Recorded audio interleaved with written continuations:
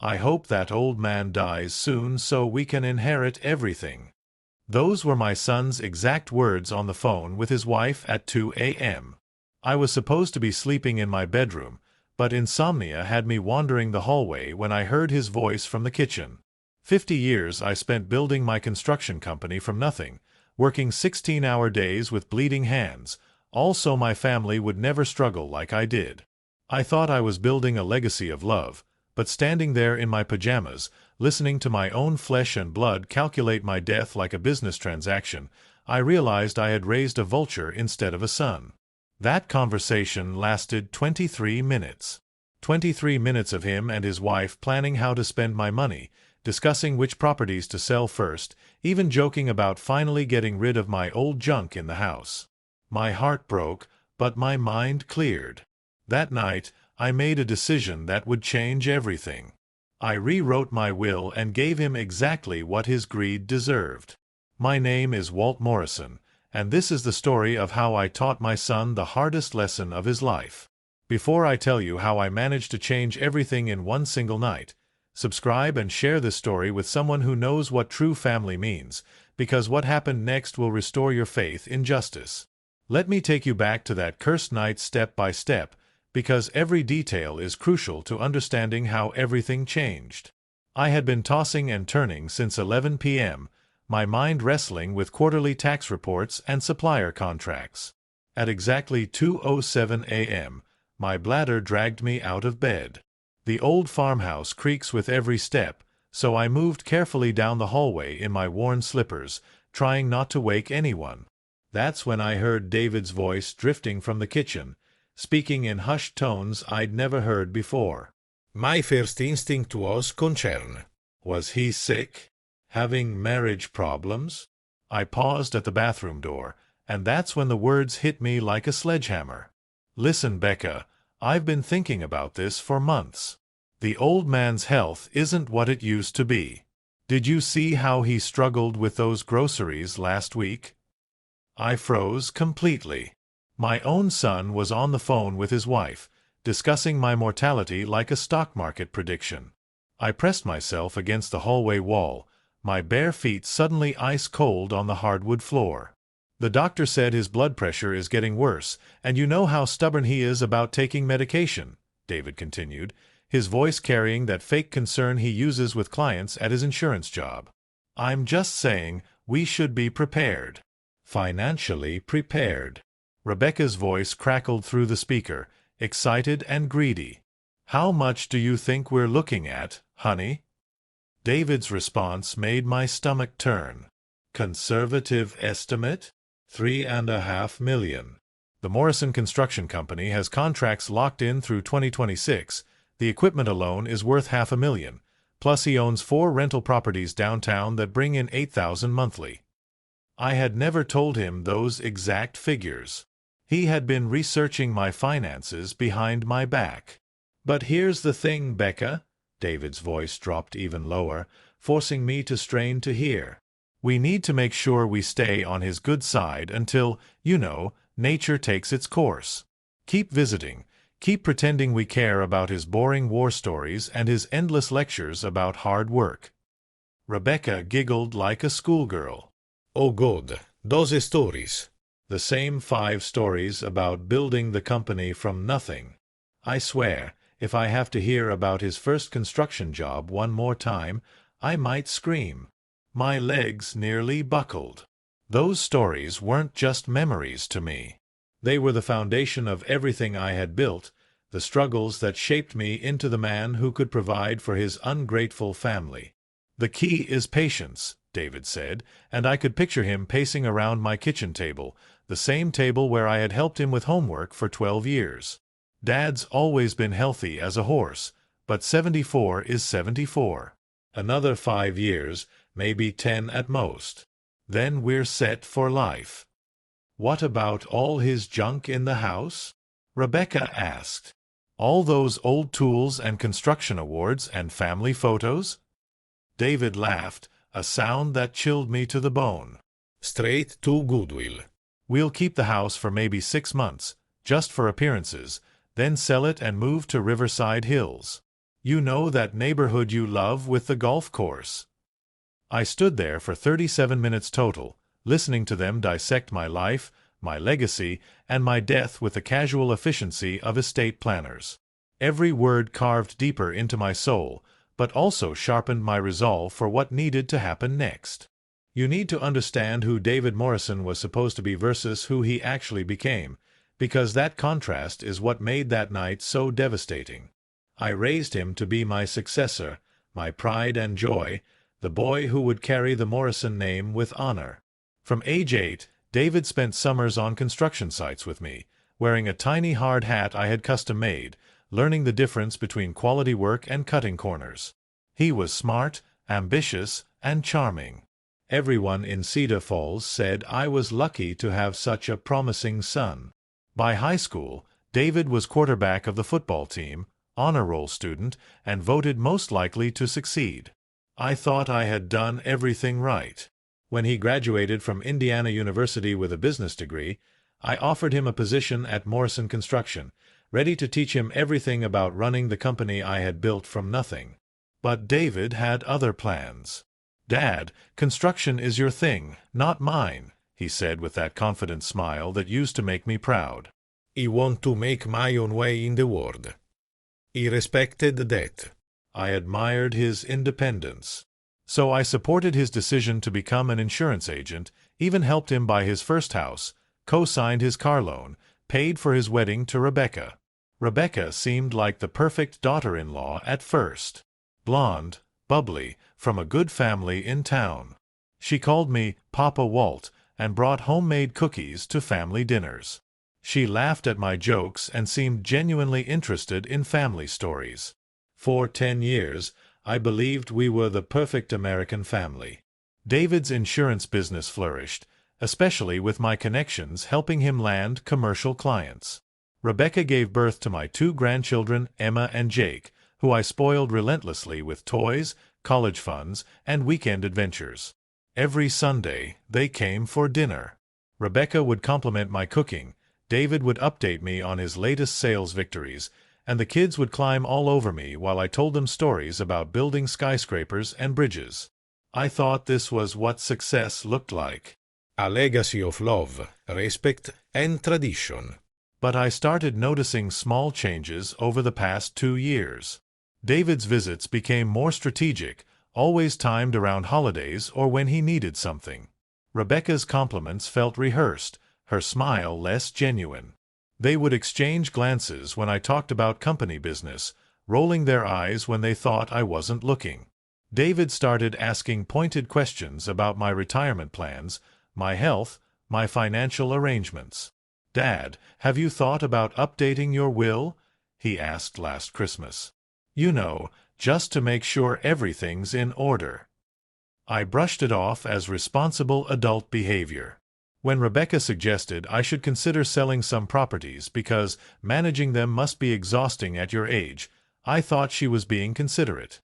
When David offered to help me organize my financial documents, just in case something happens, I saw it as filial duty. Looking back now, I realized they had been laying groundwork for months, positioning themselves as concerned family members while secretly calculating their future windfall.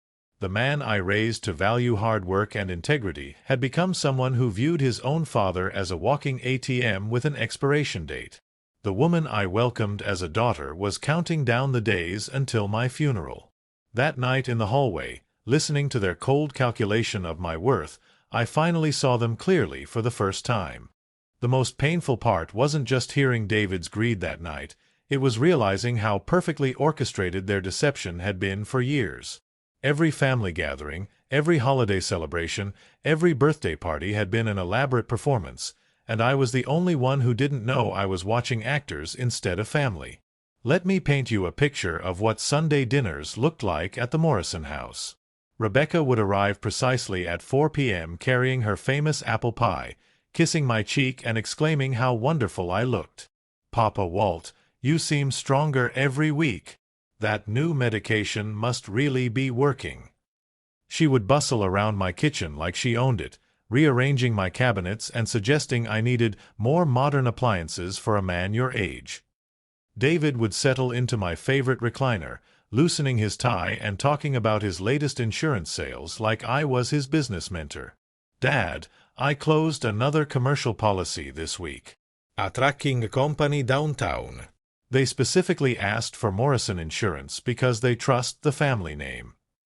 He would lean forward, eyes bright with what I thought was genuine excitement. I learned everything about reputation and integrity from watching you build your company. Meanwhile, Emma and Jake would perform their roles as perfect grandchildren. Emma, now 16, would show me her report card and ask about college tuition with wide, innocent eyes. Grandpa Walt, Mom says you might help me with college expenses like you did for Daddy. I want to study business and maybe work for you someday. Jake, 14 and athletic like his father, would beg me to tell stories about the biggest buildings I'd constructed. Tell me again about the downtown office complex, Grandpa. The one with 27 floors. Their enthusiasm felt genuine, their hugs warm and real. But now I understand they were following a script their parents had written. Rebecca had trained them to be charming, affectionate, and subtly manipulative. David had taught them to show interest in my work, my money, and my mortality. During these dinners, Rebecca would casually mention financial concerns. Papa Walt, David and I have been talking about our retirement planning. It's so smart how you invested in real estate all those years. We should learn from your wisdom.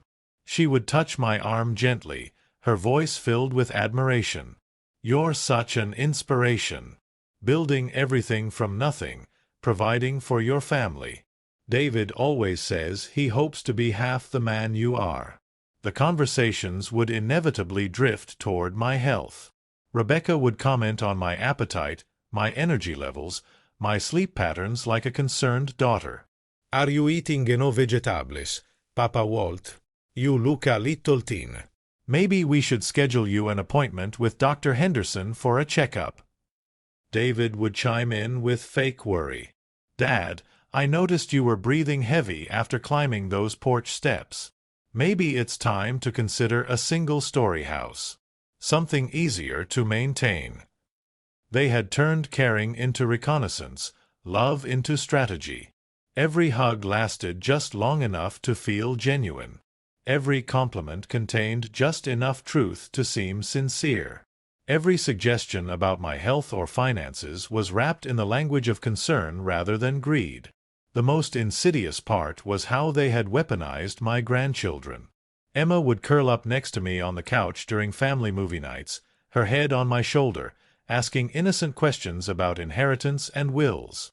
Grandpa, at school we're learning about estate planning. Mom says it's important for families to discuss these things openly.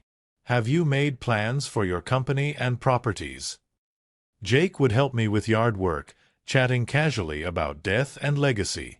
Grandpa Walt, Mr. Peterson down the street, died last month. His family had to sell his business because they weren't prepared. That won't happen to us, right? You've made sure we're taken care of? I thought I was having meaningful conversations with my grandchildren about responsibility and planning. Instead, I was being interrogated by teenagers who had been coached to extract information about my financial situation. The worst part was how good they were at it. Their performances were flawless, their timing perfect, their affection seemingly genuine. For 2 years, they had been studying me like a mark in a confidence game, learning my routines, my vulnerabilities, my emotional triggers. They knew exactly which stories to ask for, which compliments would make me beam with pride, which concerns would make me defensive or grateful. That night, standing in my hallway listening to David and Rebecca laugh about my boring stories and plan my estate sale, I realized the Sunday dinners had been business meetings. The family photos were evidence of their long-term investment. The hugs and kisses were down payments on their inheritance. Everything I thought was real love was actually calculated manipulation. Looking back now, the warning signs were everywhere, screaming at me in a language I refused to understand because I loved them too much to see the truth. 3 months before that devastating phone call, David started visiting more frequently, but his attention wasn't on me anymore. He would walk through my house like an appraiser, stopping at family heirlooms and asking casual questions that should have raised red flags. "Dad, this dining room set is beautiful. Is it an antique? What would something like this be worth today?" He would run his fingers along my grandmother's china cabinet, examining the craftsmanship with new eyes. "You know, Rebecca has been looking for furniture exactly like this for our dining room. Where did you say it came from again?" I thought he was finally appreciating family history. Instead, he was creating an inventory list. Rebecca's behavior became increasingly transparent once I knew what to look for. She would comment on everything in my house with the enthusiasm of someone planning a garage sale. "Papa Walt, this artwork is stunning. Is it by anyone famous? I bet pieces like this are worth a fortune these days." She started taking photos of my possessions, claiming she wanted to document family treasures for the grandchildren. But now I realized she was building a catalog for future liquidation. The questions about my daily routine became more probing. "What time do you usually go to bed, Papa Walt? Do you ever have trouble sleeping? Any chest pains or shortness of breath?"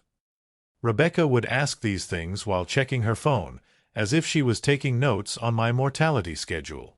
David began showing unusual interest in my business operations, requesting detailed explanations about contracts, client relationships, and financial projections. "Dad, I think it's smart for family members to understand your business structure. You know, just in case you ever need help managing things." He would spend entire Sunday dinners grilling me about asset values, insurance policies, and succession planning. "Have you considered what would happen to the company if something unexpected occurred? Who would take over day-to-day operations?" The most chilling sign came during a family barbecue last summer. I was grilling burgers when I overheard Rebecca on the phone with someone, standing by my rose garden. "Trust me, it won't be much longer," she was saying in a low voice. "The man's 74 and works like he's 30. His body can't keep up forever." When she noticed me watching, she quickly ended the call and smiled brightly. "Just talking to my sister about her father-in-law's health issues. You know how worried families get about aging parents." But I caught the calculating look in her eyes before she masked it with concern. Emma and Jake's questions became more sophisticated and targeted. Instead of asking about my construction stories, they wanted specifics about property values and business worth. "Grandpa, how much money does it take to start a construction company? Could someone our age ever afford to buy one?" Jake asked during a fishing trip. Emma was even more direct. "Grandpa Walt, Mom says successful people always have backup plans. What's your backup plan if you can't work anymore?" I rationalized every single warning sign. When David spent an entire afternoon photographing my property from different angles, I thought he was creating memories. When Rebecca measured my furniture for redecorating ideas, I believed she cared about my comfort. When the grandchildren asked about my health with scientific precision, I assumed they were learning to be responsible adults. The breaking point should have been when I caught David going through my desk drawers while I was in the bathroom. He claimed he was looking for a pen to write down a recipe Rebecca wanted, but my desk is in my bedroom, nowhere near the kitchen. I found documents slightly out of place, file folders touched by unfamiliar hands. My financial statements had been moved, my insurance policies examined, my will folder accessed. David explained everything with smooth confidence. "Dad, I was worried about you keeping important documents in such an old desk.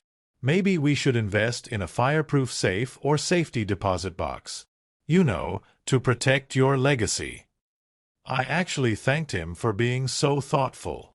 The final sign came 2 weeks before the phone call. Rebecca brought up funeral arrangements during Sunday dinner, apropos of nothing. Papa Walt, David and I were talking about how important it is for families to discuss final wishes openly. Have you thought about what kind of service you'd want?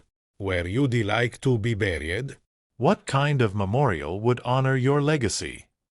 She presented this morbid conversation as family planning, but her eagerness to discuss my death should have terrified me. David jumped in immediately. Dad, we just want to make sure we honor your wishes exactly.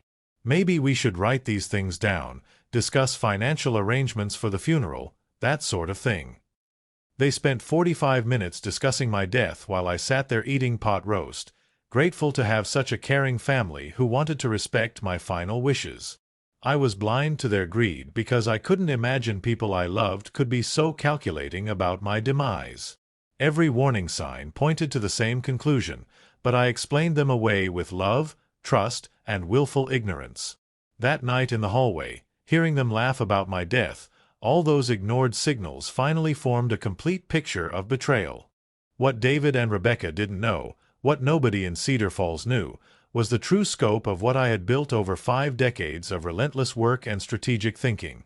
While my son was calculating my death based on visible assets, he had no idea he was seeing only the tip of an iceberg that stretched far deeper than his greediest dreams could imagine.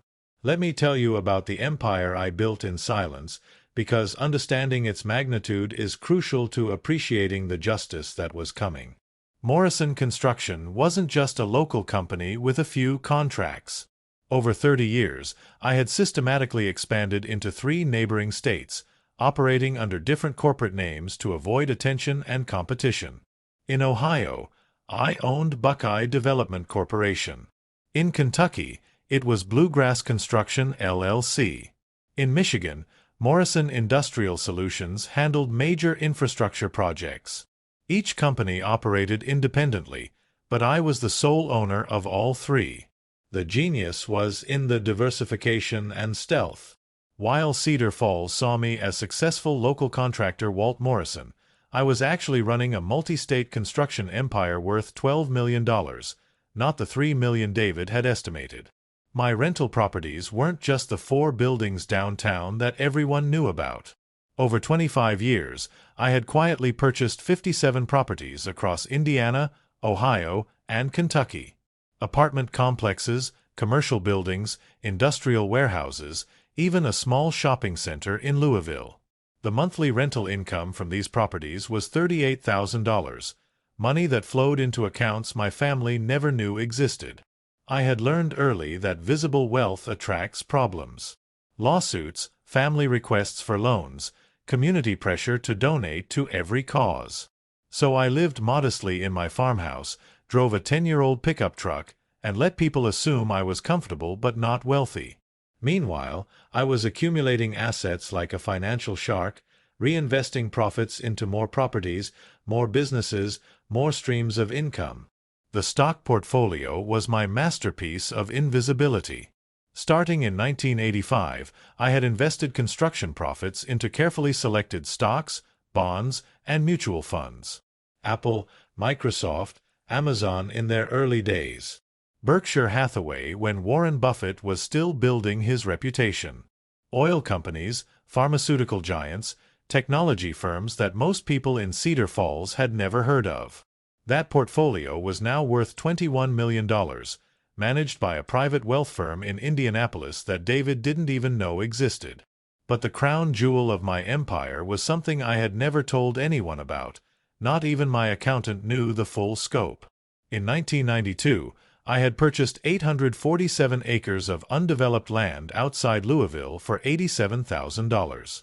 It seemed like worthless farmland, but I had insider knowledge from construction contracts that Interstate 265 was going to be expanded, and a major shopping development was planned for that area. Last month, a developer offered me $14 million for that land. $14 million for property that cost me less than $100,000. I owned the mineral rights too, and recent geological surveys suggested possible natural gas deposits worth additional millions. David's phone conversation had revealed he thought my total net worth was $3.5 million. The actual number was closer to $52 million. $52 million accumulated through decades of strategic thinking, disciplined investing, and keeping my mouth shut about financial success. I had created generational wealth, enough to set up trust funds for Emma and Jake that would pay for their education, their first homes, their children's education, and their grandchildren's education. I had built something that could impact the Morrison family for the next century. And my ungrateful son was sitting in my kitchen at 2 a.m., laughing with his wife about how long they would have to wait for me to die so they could inherit a fraction of what actually existed. The beautiful irony was that David's greed had blinded him to the very thing he was coveting. His superficial assessment of my worth proved he had never really paid attention to my business acumen, my investment strategies, or my long-term planning. He saw me as an old man with some properties and a construction company. He didn't see the financial mastermind who had been building wealth while he was learning to tie his shoes. That night in the hallway, listening to him calculate my death, I realized he didn't deserve to inherit a single dollar of what I had spent 50 years accumulating. Not because of the money itself, but because he had never bothered to understand the work, sacrifice, and intelligence that had created it. He wanted the results without respecting the process. He wanted the wealth without honoring the man who had built it. The empire I had constructed in silence was about to teach him the loudest lesson of his life. Standing in that hallway for 37 minutes, I heard details of their conversation that cut deeper than any physical wound I'd ever suffered in 5 decades of construction work. The cruelest part wasn't just their greed, it was the calculated coldness with which they discussed every aspect of my life, my death, and their future without me. Let me share the parts of that conversation that revealed just how thoroughly they had planned my erasure from their lives. Rebecca's voice carried a giddy excitement as she outlined their post-funeral strategy with the precision of a military operation. "The first thing we do is clear out all his old junk from the house," she said, and I could hear her moving around my kitchen, probably pacing with anticipation. "Those dusty construction awards, the family photos, all that outdated furniture. We'll rent a dumpster and get rid of everything within a week."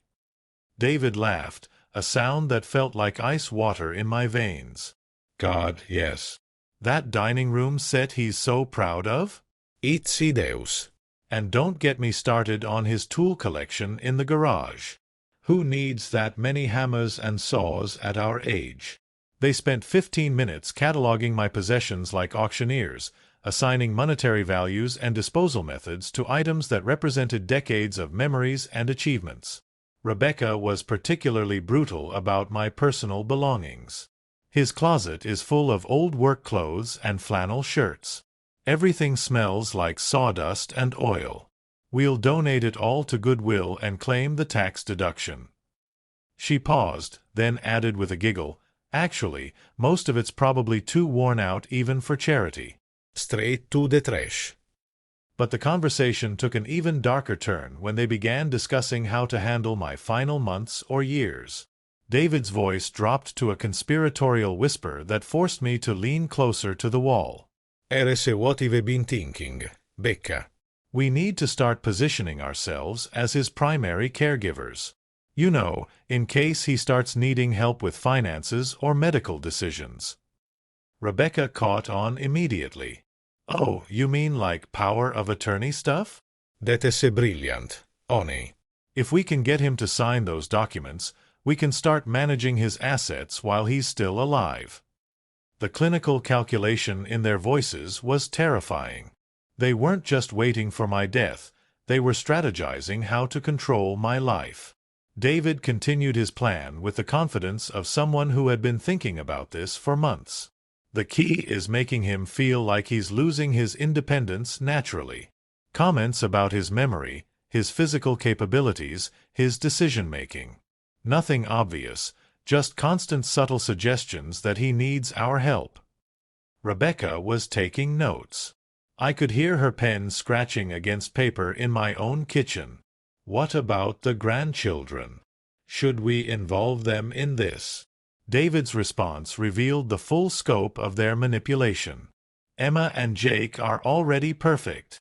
I've been coaching them to ask the right questions, show concern about his health, express interest in family finances. They don't even realize they're gathering intelligence for us." My heart shattered completely. My grandchildren, whom I loved more than life itself, had been turned into unwitting spies against their own grandfather. Their innocent questions about my health, their sweet concern about my future, their interest in family legacy, all of it had been scripted by parents who were training them to be accomplices in emotional manipulation. The conversation then shifted to their plans for the immediate aftermath of my death, and Rebecca's words carved into my soul like a rusty blade. "I want to redecorate the house completely before we sell it. New paint, new flooring, modern fixtures. Erase every trace of his presence so buyers can imagine their own lives there." David agreed enthusiastically. "Exactly. And we need to move fast on selling the construction company. I've already had informal conversations with 3 potential buyers. We could have everything liquidated within 6 months of his funeral." Rebecca's excitement was palpable. 6 months from poverty to millionaires. Well, not poverty, but you know what I mean. Finally living the life we deserve instead of waiting for handouts from an old man who treats us like charity cases. That phrase, handouts from an old man, revealed everything about how they perceived my generosity. Every gift I had given them, every financial support during difficult times, every expression of love through monetary help had been categorized in their minds as condescending charity rather than family love.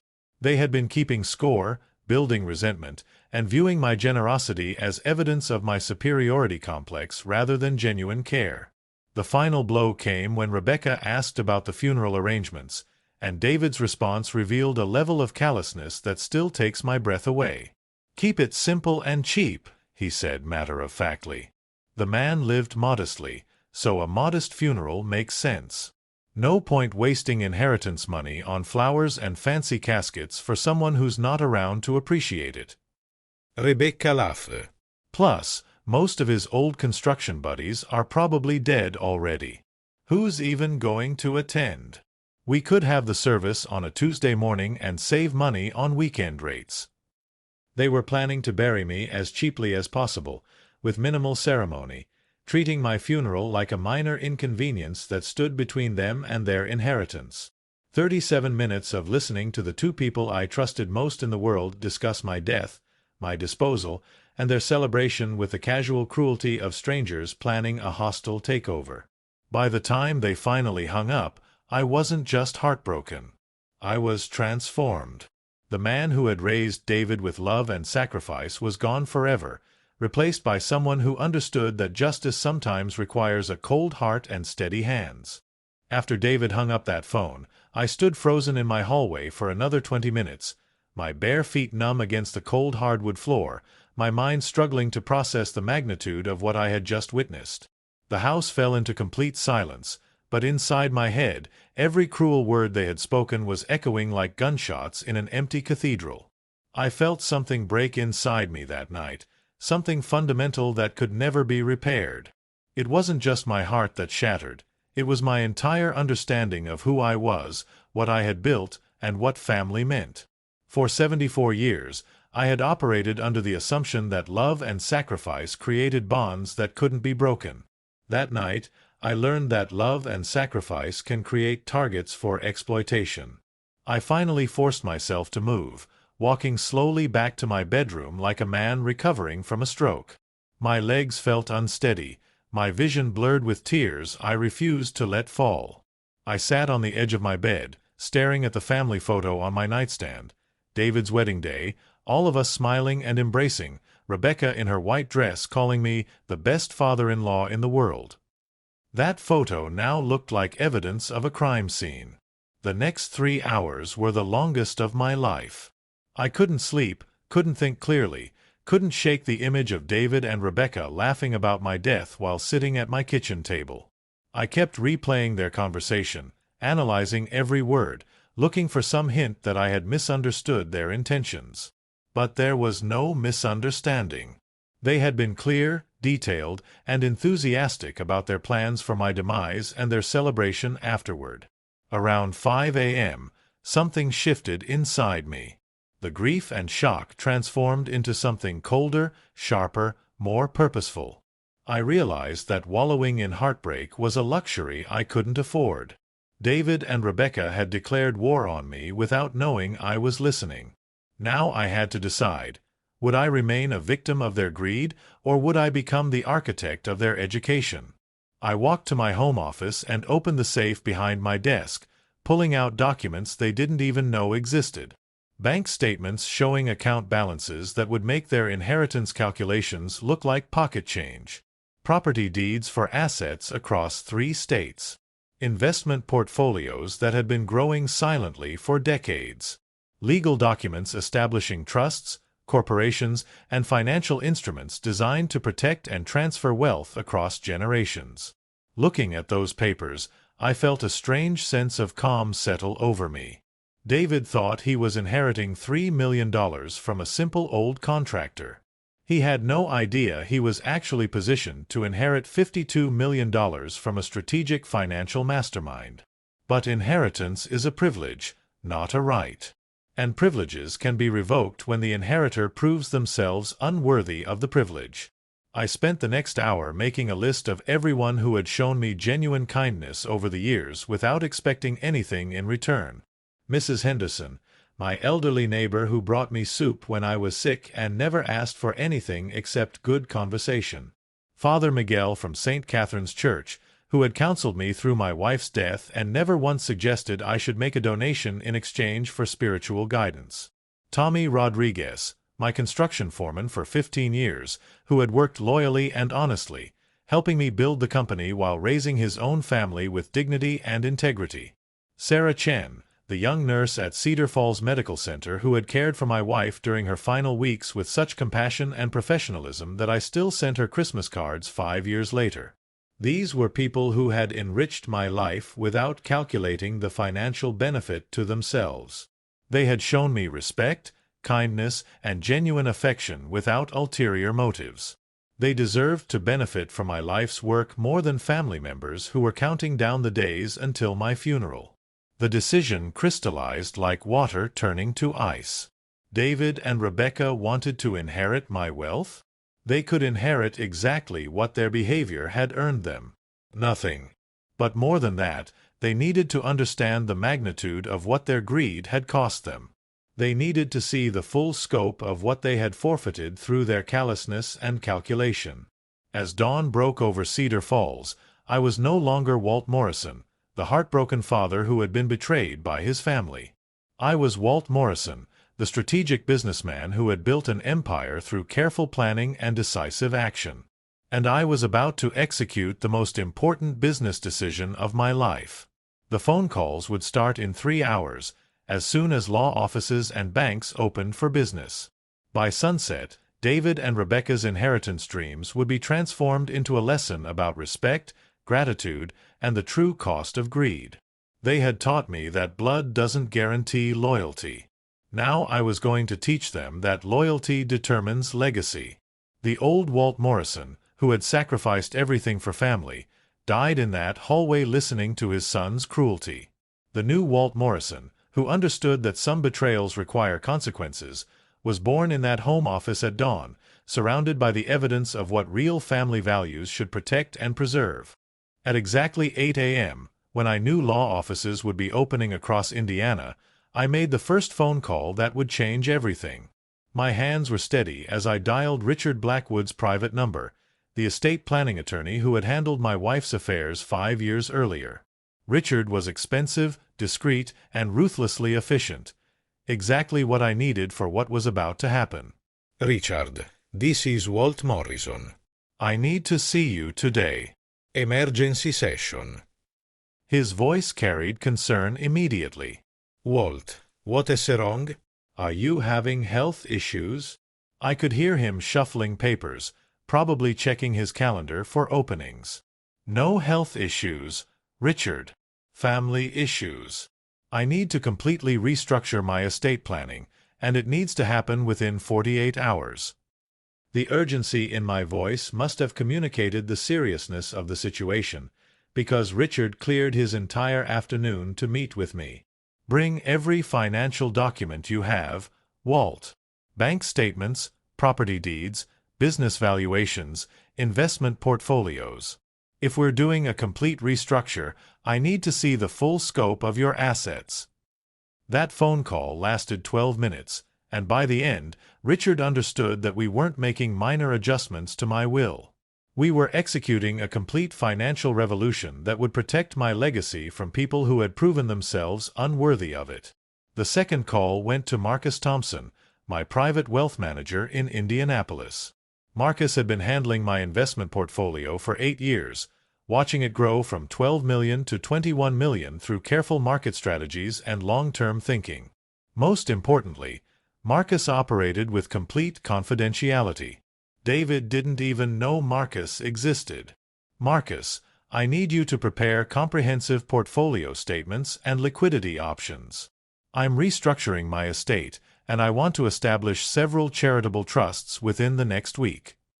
Marcus asked no questions about my motivations, but his professional curiosity was evident. Walt, are we talking about partial distributions or complete portfolio restructuring? The answer surprised even me with its finality. Complete restructuring, Marcus.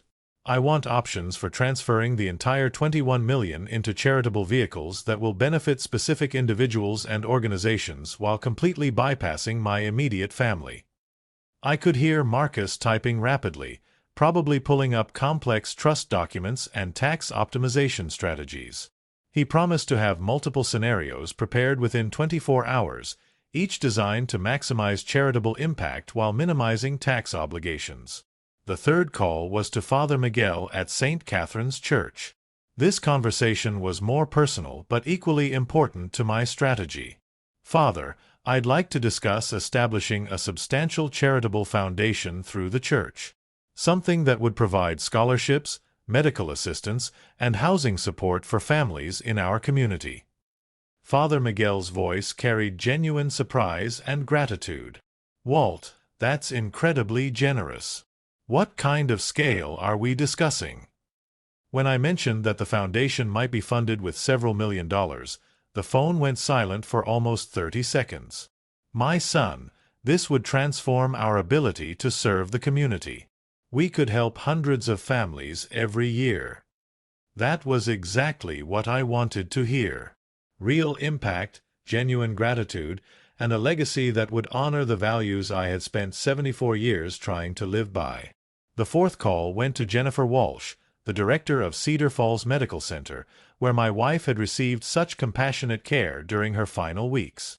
Jennifer had always impressed me with her dedication to providing quality health care regardless of patients' financial circumstances. Jennifer, I'm interested in establishing an endowment fund that would provide medical care for uninsured residents of Cedar Falls. What would it take to create something substantial and permanent? Jennifer's response revealed exactly why she deserved consideration in my new estate plans. She didn't immediately ask about dollar amounts or recognition opportunities. Instead, she talked about impact, sustainability, and the specific medical needs of our community that current funding couldn't address. Walt, an endowment like that could literally save lives. We turn away too many people who can't afford basic medical care. By 11 a.m., I had made 7 strategic phone calls that set in motion a complete transformation of my $52 million empire. Lawyers were preparing documents. Financial advisors were structuring trusts. Charitable organizations were developing programs that would benefit from generational funding. Every phone call reinforced my conviction that this decision was not about revenge against David and Rebecca. It was about ensuring that my life's work would create positive impact through people who understood the value of hard work, gratitude, and service to others. The beautiful irony was that while David and Rebecca were probably sleeping off their celebration from the night before, completely unaware that I had overheard their conversation, I was systematically redirecting their inheritance toward people who would use it to build rather than consume, to serve rather than indulge, to honor rather than exploit. The phone calls continued throughout the morning, each one adding another layer to the foundation of justice I was constructing. By noon, I had assembled a team of professionals who would help me execute the most important construction project of my life. building a legacy that would survive long after the people who betrayed my trust had learned the true cost of their greed. David thought he was inheriting $52 million. Instead, he was about to inherit the most expensive education about family values that anyone had ever received. At 2 p.m. sharp, I walked into Richard Blackwood's law office carrying 2 briefcases filled with financial documents that would reveal the true scope of what David thought he was inheriting. Richard's corner office overlooked downtown Cedar Falls, and as I spread $52 million worth of assets across his mahogany conference table, I watched his professional composure crack slightly. "Jesus Christ, Walt," he whispered, scanning bank statements and property deeds with widening eyes. "I knew you were successful, but this is—" He trailed off, reaching for his calculator to verify what he was seeing. "This is generational wealth. This changes everything about your estate planning." I sat down across from him, my voice steady and determined. "Richard, I want every single dollar redirected away from my immediate family. Complete disinheritance for my son David, his wife Rebecca, and a protected educational trust for my grandchildren that they cannot access until age 30. Richard looked up sharply. "Walt, are you certain about this?" "Disinheritance creates legal complications, especially when substantial assets are involved. Your son could contest the will, claim undue influence or mental incapacity." I pulled out a small digital recorder and placed it on the table between us. "He can try. But I have 37 minutes of recorded conversation where he and his wife discuss my death, plan to liquidate my assets, and laugh about disposing of my possessions like garbage. This isn't a rash decision, Richard. This is a strategic response to betrayal." Richard's expression shifted from concern to fascination as I played excerpts of David and Rebecca's conversation. By the time he heard them joking about my cheap funeral, his legal mind was already working on ironclad language that would make my will uncontestable. "All right, Walt. Let's build a fortress around your intentions." The next 3 hours were the most satisfying of my life. We structured the new will like a masterclass in strategic philanthropy and poetic justice. The Morrison Construction Company, worth $12 million, would be transferred to a worker-owned cooperative led by Tommy Rodriguez, my loyal foreman who had helped me build the business for 15 years. Tommy and his crew would own the company they had helped create, ensuring that my life's work would continue under the leadership of people who understood the value of honest labor. My rental property portfolio, generating $38,000 monthly, would be transferred to a housing trust managed by Father Miguel and St. Catherine's Church. The rental income would fund affordable housing programs, emergency shelter services, and down payment assistance for first-time homebuyers in Cedar Falls. Families who couldn't afford decent housing would benefit from properties that David had planned to sell for quick cash. The investment portfolio worth $21 million would be split between 3 charitable endowments. $7 million would establish the Morrison Medical Foundation at Cedar Falls Medical Center, providing free health care for uninsured residents. $7 million would create the Morrison Education Fund, offering full college scholarships to students from working-class families who demonstrated academic merit and community service. The final $7 million would fund the Morrison Senior Care Initiative, ensuring that elderly residents of Cedar Falls would never face the choice between medication and meals. My personal residence and furnishings, which Rebecca had gleefully planned to clear out with a dumpster, would be donated to Habitat for Humanity. The house where I had raised David, where we had shared thousands of meals and conversations, where my wife had died peacefully in our bedroom, would become home to a deserving family who would appreciate the love and memories embedded in those walls. The most delicious detail was the educational trust for Emma and Jake. Instead of inheriting millions at 18, as David and Rebecca expected, the grandchildren would receive modest annual stipends for education and living expenses, with the principal protected until they turned 30 and demonstrated financial responsibility, community service, and genuine character. If they proved themselves worthy through a decade of honest living, they would inherit substantial wealth. If they followed their parents' example of entitlement and greed, the trust would revert to charitable organizations. Richard crafted language that was legally bulletproof and emotionally devastating. The testator has determined that the beneficiaries named in previous wills have demonstrated through their own words and actions that they view the testator's death as a financial opportunity rather than a family loss. Therefore, the testator redirects his life's work toward individuals and organizations that honor the values of hard work, gratitude, and service to others. But the masterstroke was Richard's suggestion for a personal letter to be read aloud during the will reading. I would have the opportunity to explain my decision in my own words, ensuring that David and Rebecca understood exactly why their inheritance had evaporated and where their greed had led them. As I signed the new will, witnessed by 3 of Richard's partners who swore to maintain absolute confidentiality, I felt a sense of peace I hadn't experienced since my wife's death. This wasn't revenge. This was justice. This wasn't punishment. This was education. David and Rebecca had taught me that blood relationships don't guarantee loyalty or love. Now I was teaching them that loyalty and love determine legacy. The old will, which would have made David and Rebecca millionaires, was formally revoked and destroyed. The new will, which would make them wiser if they chose to learn from their mistakes, was sealed and secured in Richard's vault.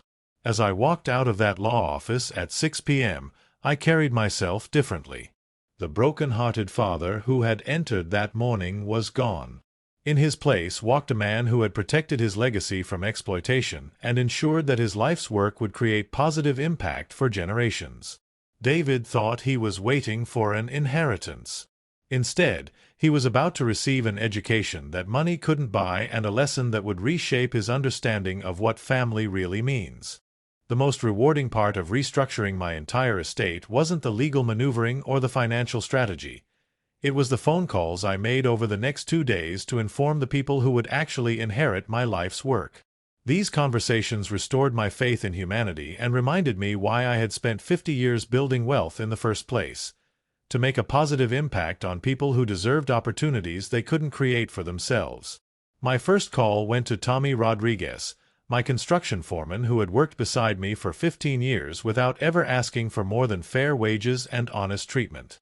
When I asked him to meet me privately at the job site, his voice carried concern rather than curiosity. Mr. Morrison, did uno do something wrong? Are we losing the Henderson contract? That immediate assumption that he had somehow failed revealed everything about Tommy's character. He had spent 15 years exceeding expectations, solving problems, and maintaining the quality standards that made Morrison Construction successful, yet his first thought was personal accountability rather than entitlement. When I explained that he would be inheriting ownership of the entire company, Tommy sat down heavily on a stack of lumber, his hard hat sliding off his head as he stared at me in complete shock. Mr. Morrison, I don't understand. You're giving me the company? But your son. Tommy's voice trailed off as he processed the magnitude of what I was telling him. Sir, this company is worth millions. I'm just a foreman. I don't have business education or management experience. I spent 40 minutes explaining why Tommy deserved the company more than anyone else. He had learned every aspect of construction from foundation to finish. He had built relationships with suppliers, subcontractors, and clients based on trust and competence. He had trained younger workers with patience and skill. Most importantly, he had demonstrated for 15 years that he understood the Morrison Construction values: quality work, fair dealing, and treating every project like it was being built for your own family. Tommy's response moved me to tears. Mr. Morrison, I promise you will run this company the way you taught me. Every building we construct will honor your name and your standards. I'll take care of the crew, maintain the client relationships, and make sure Morrison Construction keeps building things that last. He paused, his voice thick with emotion. But are you sure your family will understand this decision? I assured him that my family's understanding wasn't his responsibility. His job was to preserve and grow what we had built together. My second call was to Father Miguel, who had always impressed me with his genuine commitment to serving our community's most vulnerable residents. When I explained that the church would be receiving control of my rental property portfolio worth millions, Father Miguel's response was immediate and practical. "Walt, this is overwhelming generosity, but I need to ask, what would you want us to do with this gift?" I loved that his first question wasn't about recognition or gratitude, but about responsibility and impact. We spent an hour discussing how the rental income could fund affordable housing initiatives, emergency assistance programs, and community development projects that would benefit Cedar Falls for generations.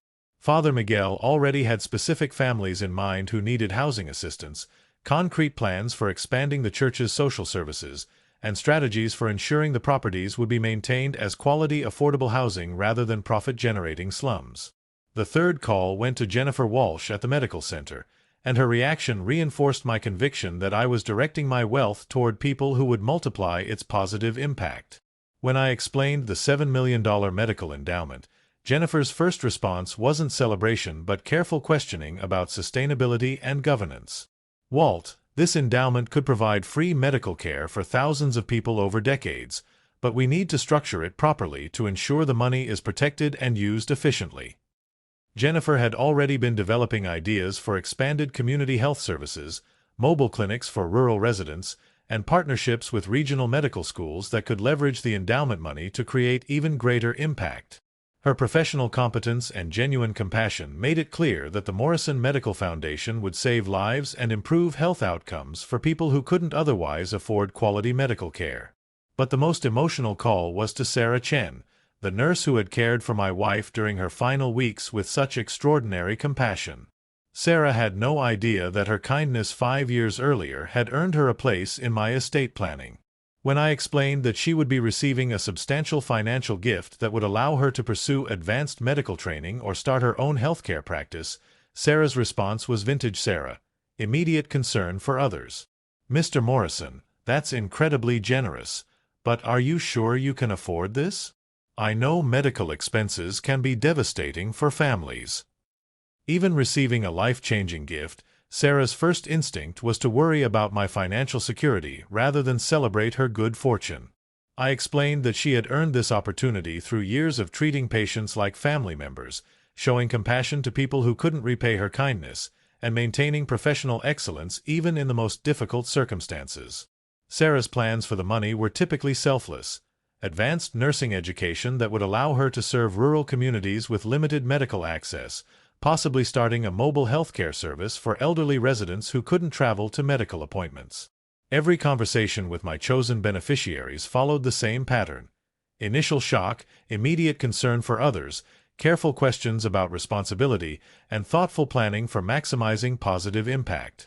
These were people who understood that receiving wealth was a privilege that came with obligations to serve others and honor the values that had created the opportunity.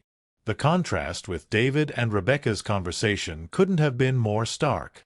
While my family had discussed my death as a financial windfall to be celebrated and quickly consumed, my chosen beneficiaries approached their inheritance as a responsibility to be stewarded wisely for the benefit of others. Tommy promised to maintain Morrison Construction's reputation for quality and integrity. Father Miguel committed to using rental income for affordable housing and community service. Jennifer pledged to structure the medical endowment for maximum community health impact. Sarah vowed to use her gift for advanced training that would allow her to serve underserved populations. These conversations reminded me why I had spent 50 years building wealth in the first place. Not to spoil ungrateful family members, but to create opportunities for people who would use those opportunities to build something better for the next generation. David and Rebecca had taught me that blood doesn't guarantee character. Tommy, Father Miguel, Jennifer, and Sarah had taught me that character creates family bonds stronger than blood. 3 days after restructuring my will, I called David and asked him to bring his family for Sunday dinner, just like we had done for years. But this time, the invitation carried a weight that neither he nor Rebecca could have anticipated. My voice was calm, almost cheerful, as I spoke to David on the phone. "Son, I've been thinking about family lately, about legacy and what really matters. I'd like us all to sit down together and have an important conversation." David's response was immediate enthusiasm, probably thinking I was finally ready to discuss inheritance planning or perhaps hand over financial responsibilities due to my age. "That sounds great, Dad. Rebecca and I have actually been hoping you'd want to talk about the future, planning ahead and making sure everything's organized."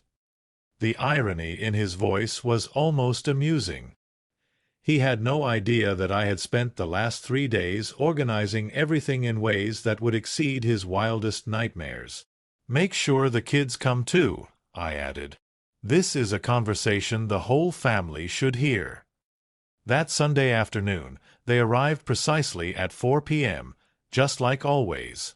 Rebecca carried her famous apple pie, kissing my cheek with what I now recognized as practiced affection.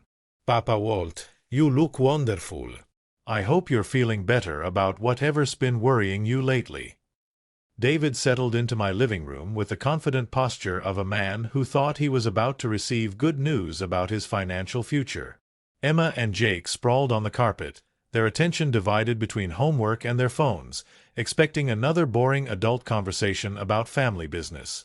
I had set up a small recording device on the coffee table, along with copies of legal documents that would soon change their lives forever.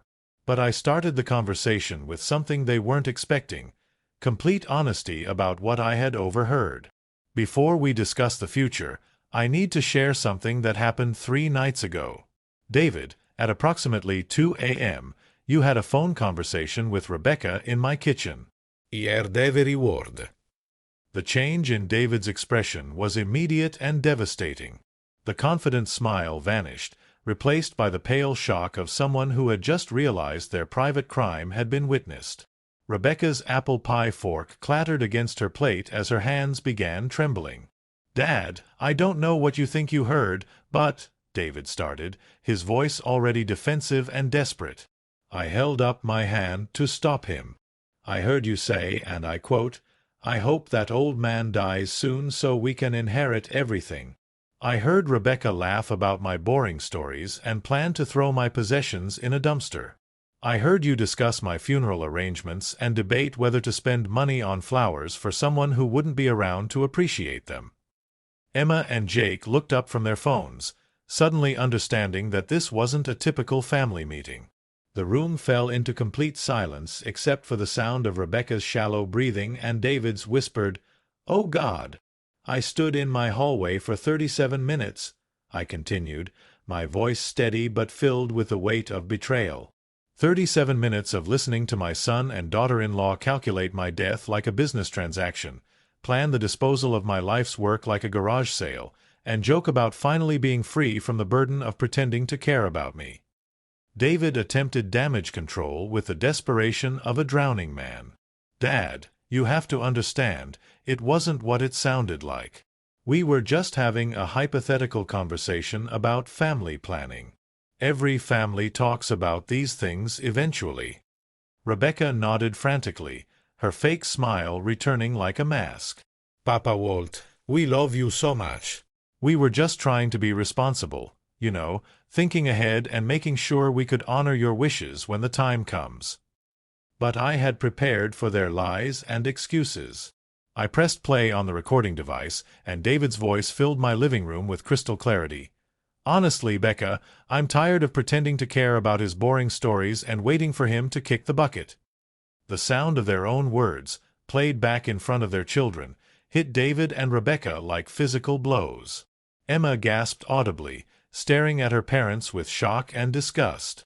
Jake's face crumpled as he realized his parents had been using him to spy on his grandfather. "I heard you planning to sell my company within 6 months of my funeral," I continued, watching their faces as the full scope of their exposure became clear. "I heard you laugh about disposing of family heirlooms and discussing how to minimize funeral expenses to save inheritance money. I heard you coaching my grandchildren to gather intelligence about my health and finances."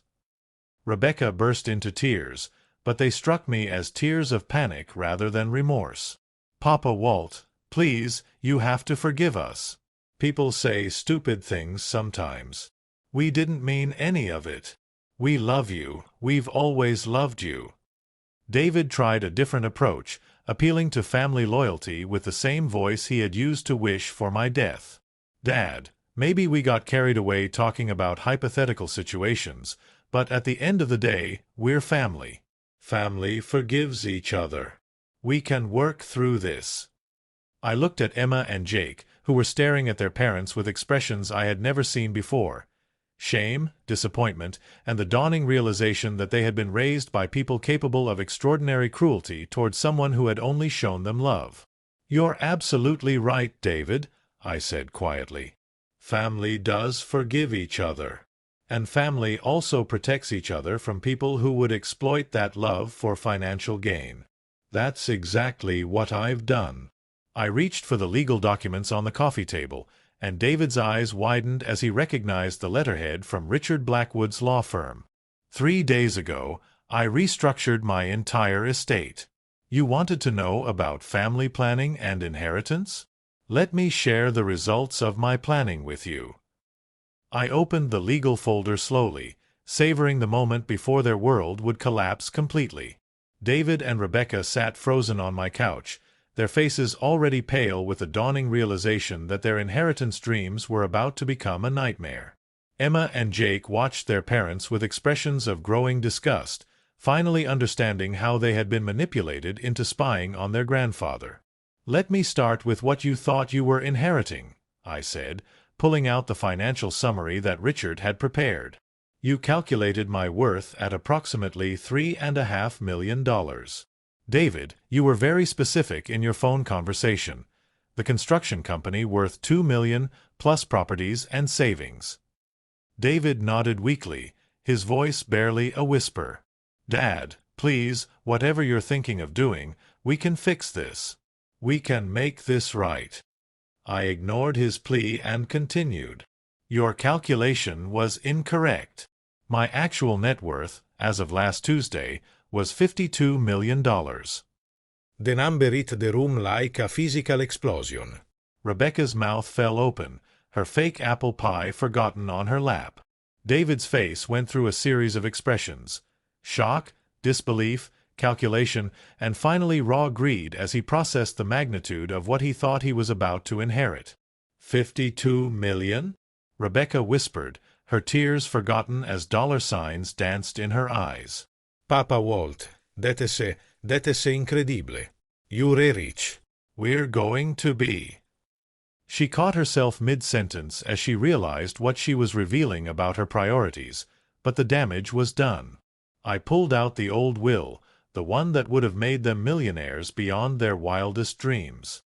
Under my previous will, dated 2019, you would have inherited everything. The construction company, all 57 rental properties across 3 states, the investment portfolio worth $21 million, the 847 acres of development land worth $14 million, plus cash accounts and personal assets. David's eyes widened as each number registered. His simple insurance agent mind was struggling to process generational wealth that would have set his family up for centuries. "But that will was revoked 4 days ago," I continued, placing the new legal documents on the coffee table. "I spent 3 days restructuring my entire estate based on the conversation I overheard in my kitchen." Rebecca found her voice, desperation making her bold. Papa Walt, you can't be serious. "We made a mistake, said some things we didn't mean, but you can't throw away family over one bad conversation." I looked at her with the calm expression of a man who had thought through every possible argument. "Rebecca, it wasn't one conversation. It was 37 minutes of detailed planning for my death, disposal of my possessions, and celebration of your inheritance. You discussed minimizing my funeral costs to save money for yourselves. You laughed about throwing my life's work in a dumpster. You coached my grandchildren to spy on my health and finances." Emma burst into tears, not from sadness but from shame. "Mom, Dad, how could you do that to Grandpa? He's been nothing but good to us." Jake threw his homework across the room in frustration. "You made me ask him about his health because you wanted him to die. That's sick." David tried to regain control of the situation with desperate authority. Kids, go to your rooms. This is an adult conversation. But I intervened. Emma and Jake stay.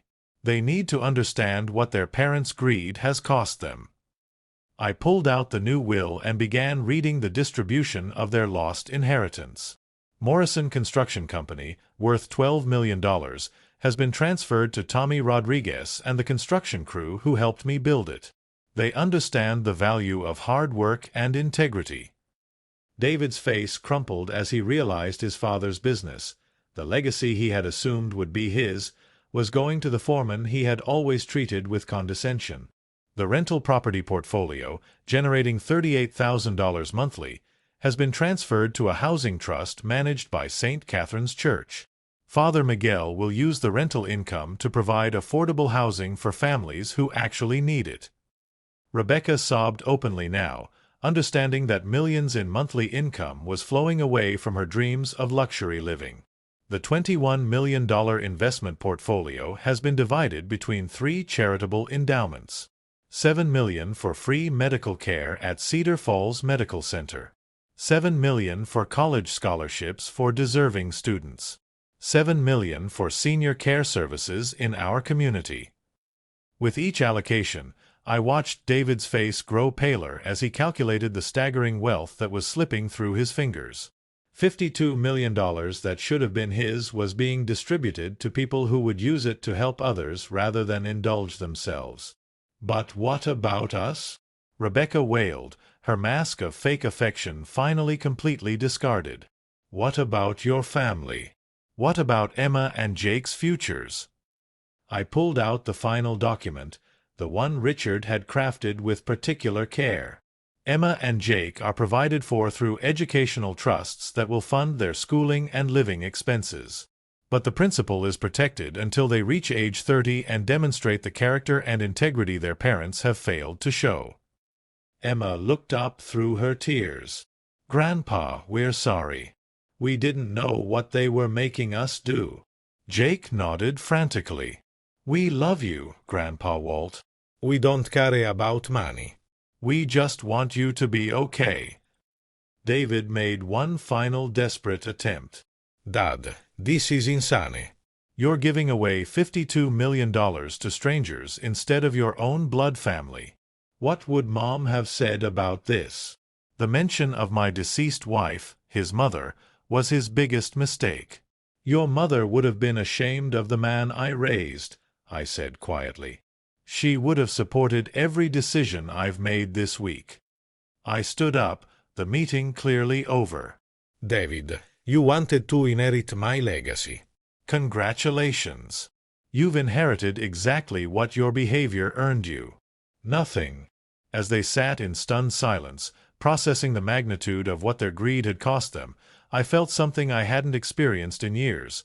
Complete peace with a difficult decision.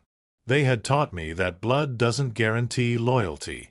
I had taught them that loyalty determines legacy. As David and Rebecca sat in shocked silence, I realized they still didn't fully understand the magnitude of what their greed had destroyed. They were processing the numbers, $52 million, but they couldn't comprehend the decades of sacrifice, strategic thinking, and relentless work that had created that wealth. It was time for them to understand the complete truth about who I really was and what they had forfeited through their callous calculation of my death. You want to know the real tragedy of what you've done?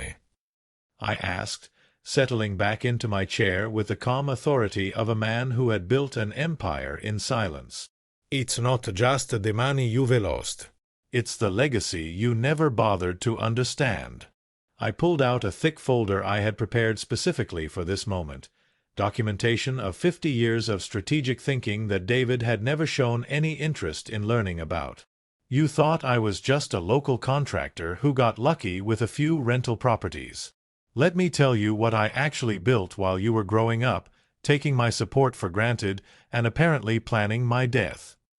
David's face was already ashen, but I could see his insurance agent mind trying to calculate the true scope of what he was learning. Rebecca had stopped crying and was listening with the desperate attention of someone trying to understand how she had miscalculated so catastrophically. In 1975, when you were 5 years old, David, I bought my first rental property for $8,000. It was a run-down duplex that everyone said was worthless. I spent 3 months renovating it myself, working nights and weekends while running my construction business during the day. That property now generates $1,200 monthly in rental income. I opened the folder to show them photographs and financial records spanning 5 decades. By 1980, I owned 7 properties. By 1985, I had incorporated expansion companies in Ohio and Kentucky. By 1990, I was operating construction projects across 3 states while maintaining the appearance of a simple local contractor. Rebecca's voice was barely audible. Papa Walt, why didn't you ever tell Stati Uniti? We had no idea you were so successful. Her question revealed everything wrong with their relationship. Because success isn't about impressing people, Rebecca. It's about building something meaningful. You were so busy calculating what you could inherit that you never asked what you could learn. I showed them documentation of the 847 acres I had purchased for $87,000 in 1992. This land purchase required me to study interstate development plans, analyze traffic patterns, research zoning regulations, and predict urban growth 20 years into the future. It wasn't luck, David. It was strategic thinking that you never showed any interest in learning. David found his voice, though it cracked with desperation. Dad, I would have been interested if you had taught me. You never shared any of this with me. His complaint was pathetic in its dishonesty. I offered you a position at Morrison Construction when you graduated college. You told me construction was my thing, not yours. I respected your independence then. Now I understand you weren't seeking independence. You were waiting for inheritance without effort. I pulled out investment portfolios dating back to 1985. While you were building your insurance career, I was investing construction profits into Apple, Microsoft, and Amazon before most people had heard of them. This required studying technology trends, market analysis, and long-term economic forecasting. I turned $12 million in profits into $21 million in investments through 30 years of careful planning. The numbers were overwhelming them, but the real lesson was about character and vision. Emma looked up from her corner of the room, her voice small but clear. Grandpa, were you lonely doing all this by yourself? Her question cut straight to the heart of everything. Yes, sweetheart. I was building generational wealth for my family while my family was planning my funeral. I was creating opportunities for people I loved while those people were calculating how quickly they could liquidate my life's work. I showed them the timeline of my wealth accumulation compared to their timeline of taking my generosity for granted. Every Christmas gift, every birthday check, every college tuition payment, every car loan I co-signed came from this empire you never knew existed. You were benefiting from my strategic thinking while dismissing me as a boring old man with repetitive stories. Rebecca's desperation reached new levels. Papa Walt, if we had known, we would have acted differently. We would have been more grateful, more respectful. Her plea was exactly what I expected, conditional remorse based on financial regret rather than genuine understanding of her betrayal. Rebecca, the point isn't that you should have known about my wealth. The point is that you should have valued my life regardless of my financial worth. You should have respected my stories because they came from someone who loved you, not because they came from someone rich enough to benefit you.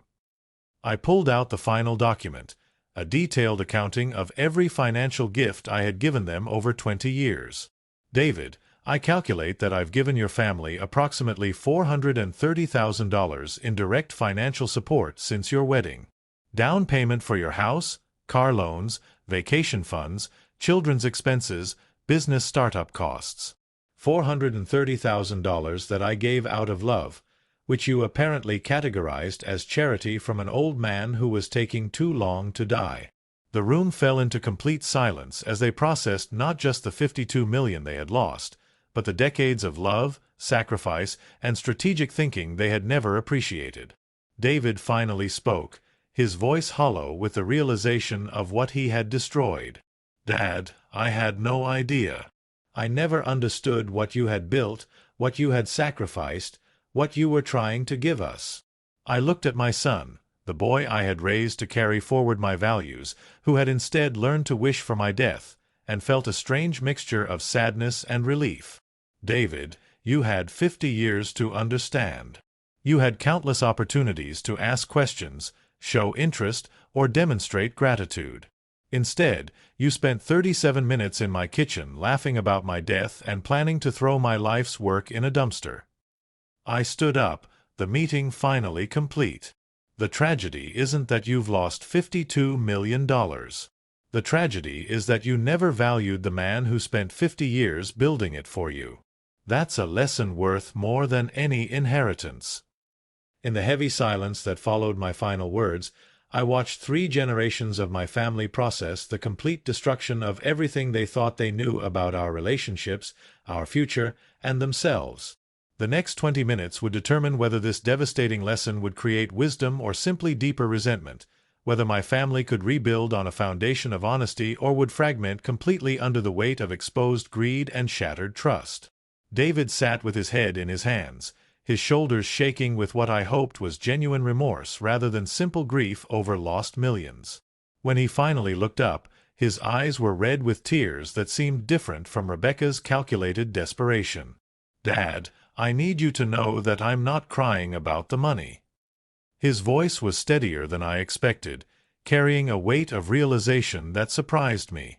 "I'm crying because I just understood that I became the kind of person who could wish for his father's death over an inheritance. I'm crying because I spent 37 minutes planning your funeral while you listened, heartbroken, in your own hallway." Rebecca's response was predictably different. She had stopped crying entirely and was staring at the legal documents with the calculating expression of someone already planning damage control.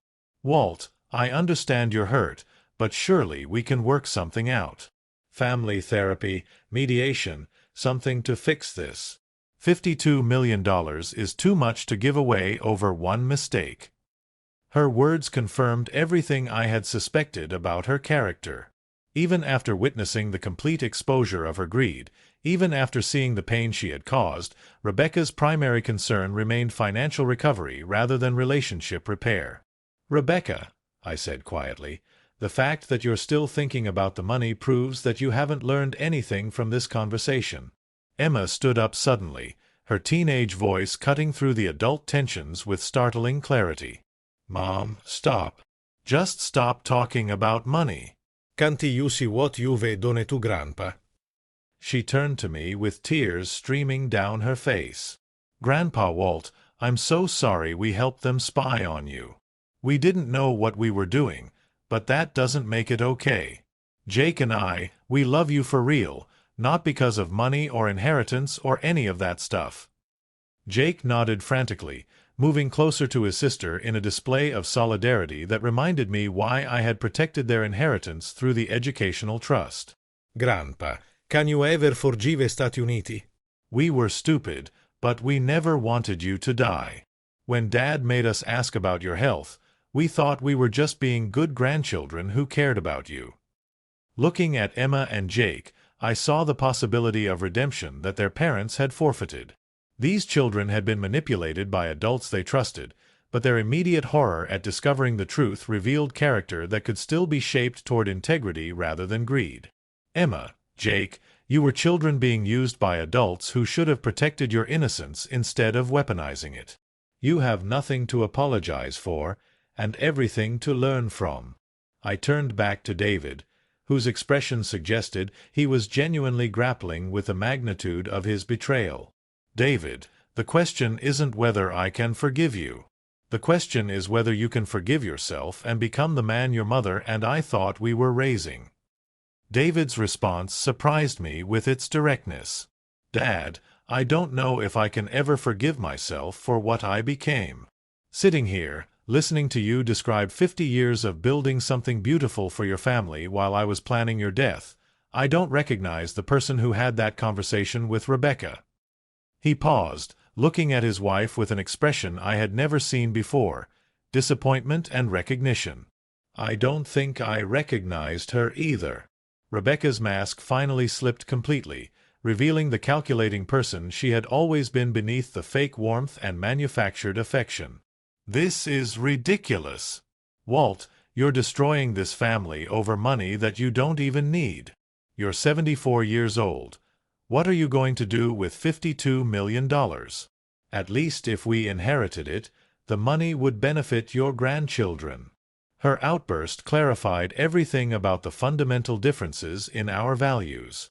She still viewed my wealth as rightfully hers, my decision as theft rather than justice, my life as an inconvenient obstacle to her financial ambitions. David stared at his wife as if seeing her clearly for the first time. Rebecca, listen to yourself. You're arguing that Dad should give us his money because he's old and doesn't need it. Do you hear how that sounds? For the first time in 20 years, I saw David demonstrate moral clarity that gave me hope for his future growth. Son, I want you to understand something important. This isn't punishment, it's education. You've learned that actions have consequences, that relationships have value beyond financial benefit, and that character determines legacy. That education is worth more than $52 million if you choose to learn from it. I pulled out one final document that I hadn't shared earlier. David, I've made provisions for you to earn back a place in my will, but it will require genuine change, not apologies or promises. You have 1 year to demonstrate through your actions, not your words, that you understand the values I tried to teach you. The document outlines specific requirements: regular volunteer work with community organizations, genuine involvement in his children's lives without financial motivation, and demonstrated respect for people regardless of their economic status. If you can prove over the next year that you've learned to value people over money, to give without expecting returns, and to treat family relationships as treasures rather than investments, then we can discuss restoring some portion of your inheritance. Rebecca's immediate response was exactly what I expected.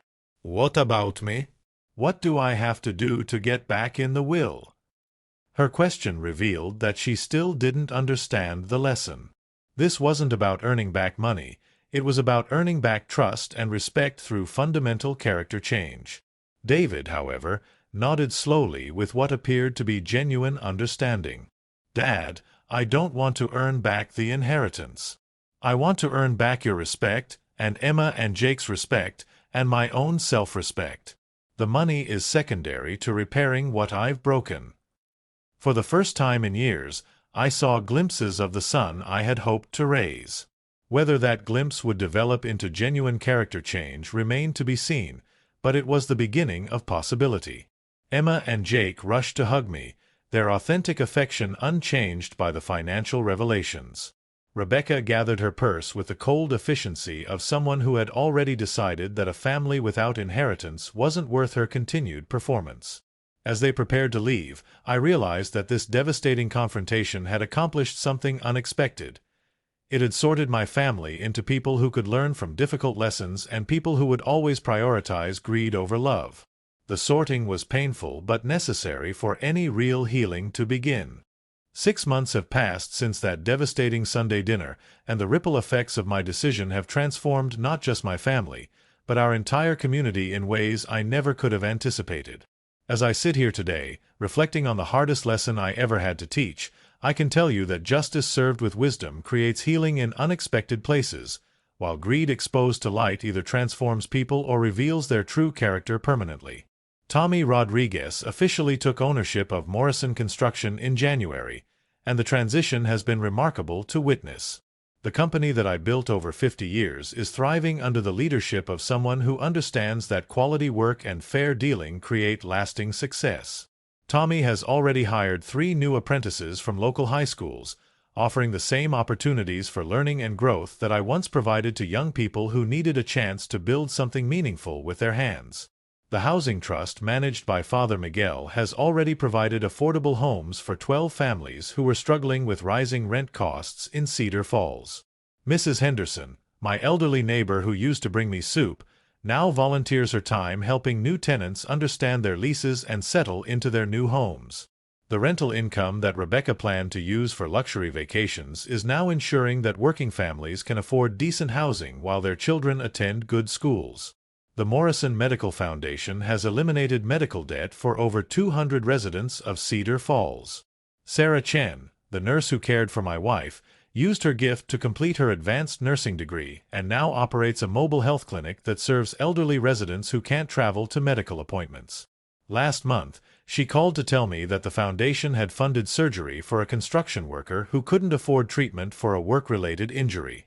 The Morrison Education Fund awarded its first scholarships in May, full college tuition for 8 students whose parents work in construction, healthcare, and service industries. These young people understand the value of hard work because they've watched their parents sacrifice for family. They're studying engineering, medicine, education, and business with the goal of returning to serve their communities rather than escaping them. As for David and Rebecca, their responses to the lesson have been as different as their characters. Rebecca filed for divorce 3 months after our confrontation, apparently deciding that a husband without a guaranteed inheritance wasn't worth her continued investment.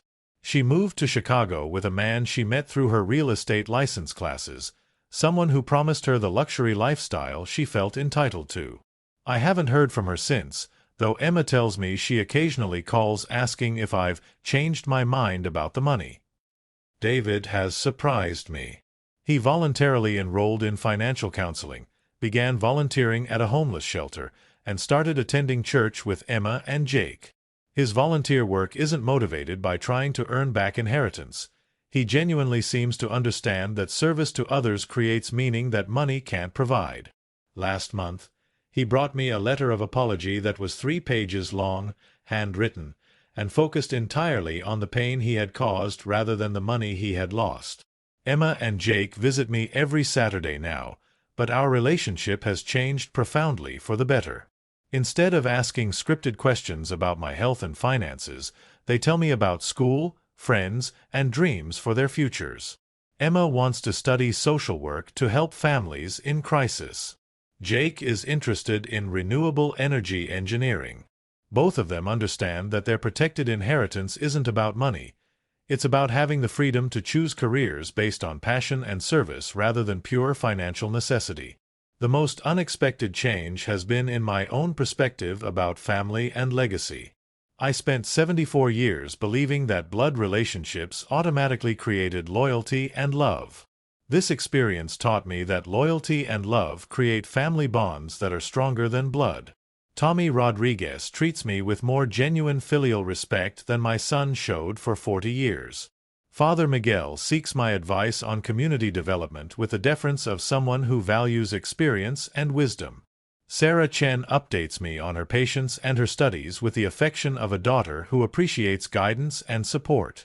The people who inherited my wealth have also inherited my values. They understand that prosperity comes with responsibility, that success should lift others rather than elevate only yourself, and that true legacy is measured by the positive impact you create for future generations. This story isn't about revenge against ungrateful family members.